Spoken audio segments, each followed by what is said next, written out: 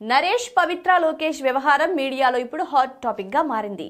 నరేష్ 4వ పెళ్లి, పవిత్ర 2వ పెళ్లి చేసుకోబోతున్నట్టు ప్రకటించగా ఆ తర్వాత అనేక సంఘటనలు చోటు చేసుకున్నాయి. ఇటీవల నరేష్ 3వ భార్య వారిద్దరిని మైసూర్ హోటల్లో పట్టుకుంది. వారిపై దాడి చేయడానికి యత్నించింది. తన భర్తను పవిత్ర డబ్బు కోసం వలలో వేసుకుందని, నరేష్ కు విడాకులు ఇచ్చే ప్రసక్తే లేదని అంటుంది. దీంతో అసలు నరేష్ కి తన 3వ భార్యకు ఎందుకు వివాదం ఏర్పడింది, అసలు నరేష్ ముగ్గురు భార్యలు ఎవరు అనే చర్చ సోషల్ మీడియాలో హాట్ గా సాగుతుంది. టాలీవుడ్ ఇండస్ట్రీలో సూపర్ స్టార్ కృష్ణది ప్రత్యేక ప్రపంచం. ఆయనకు 2 పెళ్లిళ్లు అయ్యాయి. మొదటి భార్య పద్మావతికి 5గురు సంతానం. అయితే సినిమాలు తీస్తున్న క్రమంలో విజయ నిర్మలతో ఏర్పడిన పరిచయం ప్రేమగా మారింది. ఆ తర్వాత కృష్ణ, విజయ నిర్మలలు పెళ్లి చేసుకున్నారు. అయితే విజయ నిర్మలకు అప్పటికే వేరే వ్యక్తితో పెళ్లయింది.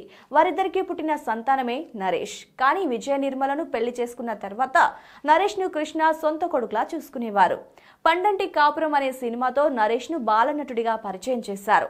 ఆ తర్వాత ప్రేమ సంఖ్యలు అనే సినిమాతో హీరోగా మారారు. ఇక నరేష్ సినిమాలో నటిస్తున్న సమయంలో ఓ సినిమాటోగ్రఫర్ కుమార్తెను పెళ్లి చేసుకున్నాడు.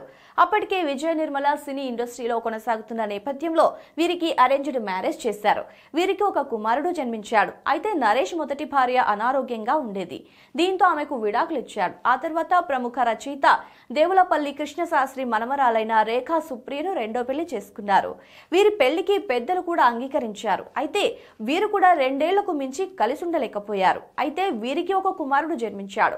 కానీ వీరు విడిపోయిన ఎన్జీఓ కోసం ఇప్పటికీ కలిసి పనిచేస్తున్నారు.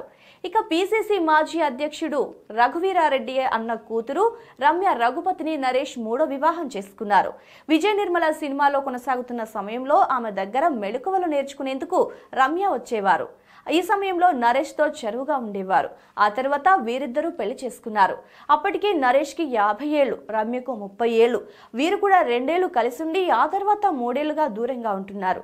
ఇటీవలే కొందరి దగ్గర డబ్బులు తీసుకుని మోసం చేసిన అభియోగాలు రమ్యపై వచ్చాయి.